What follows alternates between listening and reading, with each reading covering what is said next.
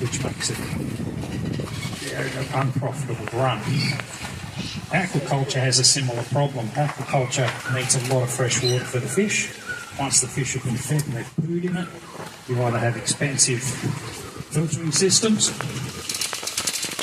or you throw the water away and get new water. This is why aquaculture systems, you watch them, are always on a bank near a river or near an estuary where they can pull fresh water out and dump their waste, which is it's shocking. It's a disaster.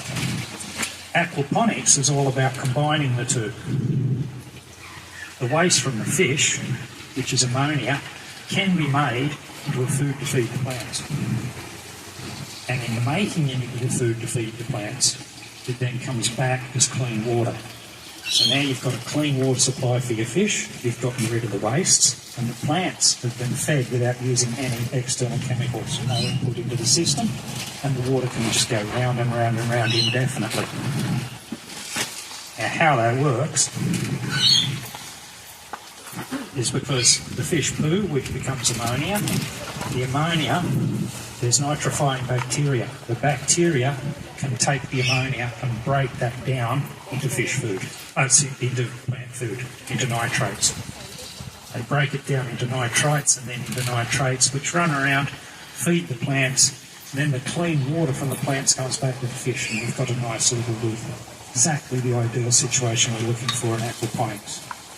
Now, quickly going into a little more detail, it's these guys here, nitrosamous bacteria. They take ammonia, which is NH3, strip off the hydrogen, and add 2 oxygen molecules to create NO2, which is nitrite. The ammonia would kill the fish very quickly. If you've ever had a fish tank and the water goes a sort of milky colour and all the fish go belly up in the morning, that's ammonia that's just done it. The nitrite, fish can withstand that a lot longer, but it's still toxic for the fish. It will eventually build up and kill them.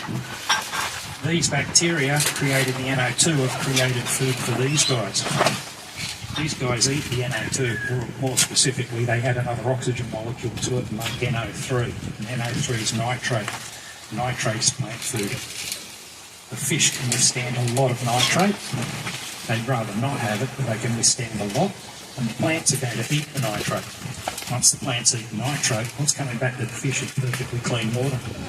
And you've got very happy fish. It's a really simple system, and it really does work. There are issues to make it work. Everything has to be balanced. These bacteria don't like sudden changes. If you suddenly apply more food, there'll be suddenly more ammonia. But these guys have to multiply in numbers to match the ammonia. If they don't, then you have an ammonia spike and your fish can die.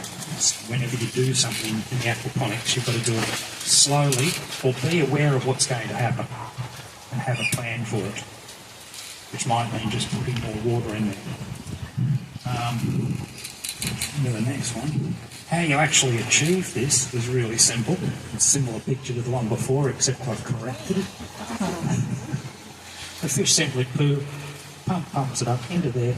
Now, in this case, the bacteria are living in the grow bed, and the bacteria are converting the ammonia into nitrate and nitrate. They don't do it on every pass. The ammonia might get several passes around before it finally gets converted and the plants get to eat it. So it's not as if the water comes out to be crystal clear, but it's coming out cleaner all the time. Really, the system is as simple as that. Ways you can grow plants, because the plants need something to grow. In fact, what we've got back here really is a situation where we've got 3 components to this system. We've got plants, fish, and we've got bacteria. An important point to remember is that in this system, the bacteria are the most important single thing in the system. And to prove that, I can take my aquaponic system and rip every plant out of it, and it will continue to function for months. It won't be bothered, because these guys will still convert ammonia into nitrite and nitrate, and the fish can live with the nitrate. So it will still function even without plants. If I rip the fish out of my system, it would continue to function. Because even though there's no fish, if I put food in there, the food will break down. When the food breaks down, it will produce ammonia. The ammonia will get eaten by that bacteria, and the system will just simply keep working, even without the fish. But if I take the bacteria out of this system, the fish will be dead in a week. Without those bacteria, there's no filtering. The ammonia runs up and the fish die. In theory, you could throw a bit of fish food in there with nothing else in the system and wait. That stuff would start to rot, produce ammonia, and the bacteria will just come out of nowhere and start to populate your system. If you are doing it, however, you want to kickstart it quicker than that. So you see somebody like me who's already got a system and has some of the bacteria in bulk, take some home and seed the system. Another way to do it, see, my background in Queensland, we used to collect Australian native fish, breed them, study them, and then release the young back where we caught the parents. I don't remember what I was talking about. I'm sorry. Bacteria? Yeah, right, yes, you're right. To start a fish tank back then, if you had a fish die, just throw it in a new tank, in a clean tank. Right. That dead fish will kickstart the system. He'll produce the ammonia, and he's actually carrying the bacteria in him. Those bacteria are that common. Without them, we'd be cactus. Our gardens wouldn't even survive. Everything else. They're not hard to get hold of. It's one of the beauties of this system is there's nothing wacky, high tech about it. So you're going to have bacteria. You've got to think about the bacteria. Everything you do, their welfare is important. If you can keep these guys happy, your system will be happy, which means no sudden changes. They like the water sort of, if you can, between 5 and 30 degrees, which isn't hard to do. Not hard at all. They like aerated water. Very, very important. The water has to be aerated. I'll go into that in a second when we get up to the next bit as to why. The plants need a home to grow. I'm about to go into that. Fish are easy. They want water in a tank and a little bowl of water down the bottom so they don't go thirsty. Now, this is a grow bed. Up the back corner there is a grow bed. It's just simply a container full of gravel or something similar. The water comes from the fish, comes up, fills the thing. Now, it can either fill it and slowly drain, or it can fill it and fast drain. Some people let it stay full of water. I don't. I like to fill it and then fast drain it, and there's a reason for that. The bacteria are aerobic. They like it to have plenty of fresh water, plenty of fresh oxygen. If you just fill it and let it stay full, you'll end up with sections here and sections here where the water doesn't get changed over and it becomes anaerobic. And those bacteria will kill your bacteria and produce toxins that will kill your fish and kill your plants. And I find the best way is to do a fill and a fast drain. And if you drain the whole lot, you can't end up with stale water. It gets replaced completely every single time it rains. So later on I'll go into what I do, how I do that specifically. That's one way you can do it, is with a grow bed. Another way you can do it is with grow tubes, which is what I've got over there and what I've got around the top of the shade house and on the back fence. In this, the water comes up about every hour, almost fills the tube and then runs back into the fish. And that's all there is to it. The roots just hang in the air and just touch the water, and they get wet every time the water runs. The plants are really happy with that. The roots get plenty of air, which they need. They need oxygen. These grow really well. You don't lose as much water out of this as the next thing I'm going to show you, which I don't have a picture for. But I'll show you an example. It comes in and trickles in the top, and trickles down, and hits the roots of the plants on the way down. That's all there is to it. They're never actually submerged. Plants love this. But if you don't own the place, if you own the place, you can solve the problem. You can put a gutter underneath it to catch the water. Because when the plants get big enough and their little branches start to hang down like that, they feed the water off and you end up with water dripping everywhere. So you lose water out of these, and that's why I don't use it. But it works great for plants. It works for, you can grow plants in this, you can't grow in those tubes because the roots grow down. So you can put a plant in here and his roots can grow all the way down and he thinks he's in deep soil. So he'll grow nice and tall. Whereas these guys think they're in shallow soil all the time. They know when their roots hit something. So, yeah, that's a vertical. What plants grow? Plants are actually sitting in a floating bed. That could be foam, could be anything that'll float. Plants just sit in that. Roots are wet all the time. And you think that would cause a problem with root rot and things like that. If the oxygen levels are high enough in the water, and if there's enough changeover of water, it won't. Roots simply need oxygen, and if they get enough out of the water, they'll be happy. And if you change the water over often enough, it keeps the roots clean. You don't get anaerobic bacteria that causes root rot. So they will grow hanging in water like that without any problems. But I don't do that. This is sort of other alternatives called Dutch bucket. Basically, it's a bucket full of gravel. As long as you've got water trickling down and through it back into here, the plants will grow. They're just looking for a substrate to grow in and for the nutrients and water to get to the roots regularly enough and enough of it to keep them happy.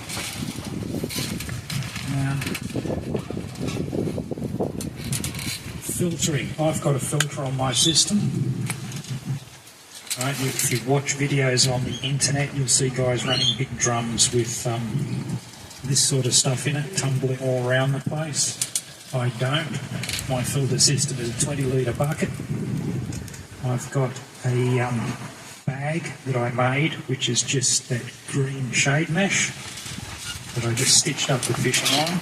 I filled it with K-pop from $5 pillows from Kmart, and that's my filter. And that beats that, no worries. A 200-litre drum of that, hands down. What did you say you filled it with? What's the K-pop? K-pop. It's synthetic K-pop. Go to Kmart and buy the cheapest $5 pillows you can. Yep. Tear the insides out of it. It's got enormous surface area and holds trillions of bacteria. Could you use hair? You probably could. Or sand? You literally probably could. Oh, yeah. There'd be you could probably use wool. There'd be all sorts of things you could use. I'm using the synthetic. It's been in there for 7-8 years now. It's been cleaned 6 times and that's all. The bacteria that live in it do the job for me. Anything that goes into here, the bacteria attack, they break it down, and next thing you know, I've got clean water coming out. I do this. I have a separate filter and a constant flow into my fish because I love my fish and I treat it like an aquarium. And I want them to have the cleanest possible water. If I keep them happy, hopefully the rest of the system's happy. But you don't have to. A lot of people with those big drums simply feed from the tank out through their system, back through that big drum and back in. And it works. It really does. But I think this is better, and it's worked great for 8 years. And I think for a small system like you've got here, you don't need the cost and the problems of the big drum. And yeah, they don't filter as well as that does. Because it comes down to that, with that fine sort of K-pop in there, is a beautiful bacteria home. There's like lots of places and pockets and area for the bacteria to grow on. Whereas this depends on the bacteria just growing on the edges of these plastic things. And it doesn't have the surface area. And it's possible for the water to get into the drum, through the drum and out without the water. An individual droplet, if we watched it, could make its way through without coming into contact with bacteria. Whereas mine, water cannot get through there without coming into contact with bacteria. If you flow the water slower, this wouldn't cope with the water flow that the big drum can. But that's not a problem because I run it constantly. It's just doing it. And if you have a look in there, when you have a look inside the fish tank, it's crystal clear. Always has been. No matter how many fish are big the sides. Because if the fish come up the side, they hit the curve and go back into the centre. You won't lose fish. My fish don't do that at the moment, and I've got the cover over them, but I have lost fish because they have done it. Something spooked them, and they followed the side straight up and just gone, oh dear, that was a mistake. I shouldn't have Not done to that. mention the kookaburras. You've got to watch kookaburras and have a cover on it. I've come out here and found them sitting on there looking in at the fish. And like, okay, I've got you, sus little matey. The that covers you for the fish insofar as you fill it with water and you put fish in it. It's not overly difficult. People will tell you you've got to keep the bottom clean, make sure that you've got no gravel or anything like that. I hate doing that. I love fish. I don't know what fish love doing. They love getting on the bottom, finding a bit of sand or gravel and having a rub on it. So I leave some in the bottom. It's just something for them to rub against. And some pots and things like that for them to play with, swim around, swim in. It really does make them happier creatures. I don't want to see 40 fish just swimming in a circle in a tank that's got nothing. Poor little guys, you know, they're not that, they are a bit simple-minded, but they're not that bad. Keeping them happy. Your grow tubes, things like that. All my grow tubes have been almost all of them picked up off the side of the road. It's very rare I buy new pipe. I'm always recycling, reusing it now. Having said that, you know, I might find several lengths of 110mm. I then have to go to Bunnings and buy the end caps. Because the chances of me finding the right end caps on the side of the road are pretty slim. But the tube really is, the grow tubes that are on the fences really are just an end cap gets glued on each end, and I just simply bore a hole for the cups. Give me a cup and the grow cups.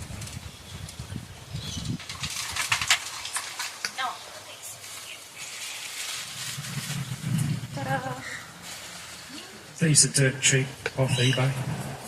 I bought about 60 of them or something like that 8 years ago. I'm still using them. I haven't lost one yet. They really last. I just simply bore, I think it's an 80mm hole in the tube, and they just sit in the 80mm hole. That's it. The plant grows in that. The water, the fittings, I bore a hole in the end of the end cap, and the fitting won't screw in, it's threaded. Right? I could thread a hole, that takes too long and I'm too lazy. So I hit it with a heat gun, soften the plastic, and then I just screw the fitting in, and that threads it. That's a perfect fit then. Once it cools down, it won't leak, it won't fall out. Works a treat. These tubes here, you can see that's just a similar thing. It's been plugged, that's had the threaded bit put in the end. To make this, which sort of looks fancy, you just cut in with a circular saw or a hand saw until you're almost halfway through it. So you just put a slot in it, get the heat gun, and then get the cup and just go like that. Push it in, and the cup will make the shape for you. And it even makes that little shape there, which helps them, they clip into that. That's it. Works a treat, and that's how I make those guys, and that's all there is to it.